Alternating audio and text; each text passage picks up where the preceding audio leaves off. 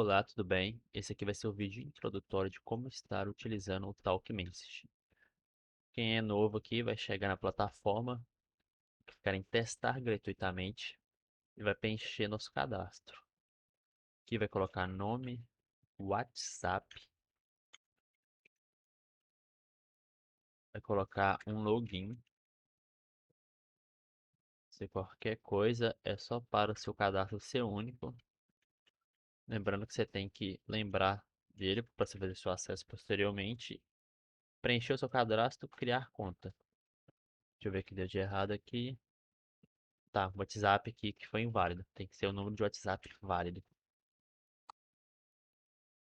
Foi. Conta criada. Conta criada, basta você digitar o seu login aqui. Você fez seu cadastro, login, senha. Pronto, já está acessado na plataforma. Que agora é fazer a leitura do QR Code.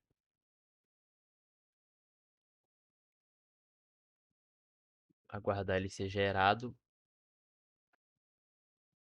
Pronto. Basta aproximar o celular, como se fosse conectar no WhatsApp Web, né? Você vai para escanear o código QR. Já conectou aqui.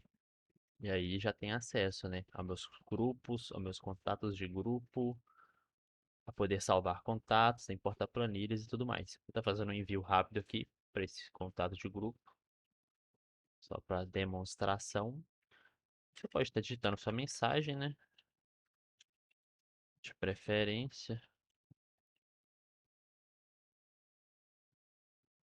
Prosseguindo, você pode estar adicionando uma mídia, vou estar adicionando esse vídeo aqui,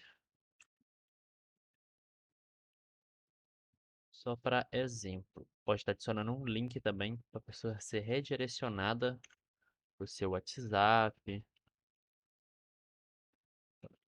15. Opa, o link já está com o número ali, é só colocar a mensagem que a pessoa vai estar chegando no seu WhatsApp com ela, né? No caso aqui, eu pus um olá, tudo bem? Chegar com essa mensagem, eu vou saber que é a pessoa. Aqui a gente tem intervalos de envio, pausa a cada envio e tempo de pausa. E eu vou deixar padrão mesmo, só vou diminuir aqui para enviar as duas mensagens rápidas, né? Pode ver que aqui não tem nada. E assim que eu começar a fazer o disparo, vai vir um gerenciador de envios e mostrar que está rodando a campanha. E só aguardar que já vai estar fazendo os primeiros envios das mensagens. Pode ver que foi enviado para sucesso. Já chegou essa primeira mensagem. E aqui já está indo a segunda mensagem. Demora um pouquinho, um intervalo entre as mensagens, né? Prontinho. Pode ver que o link funciona. Já vai ser redirecionado. Tudo certo.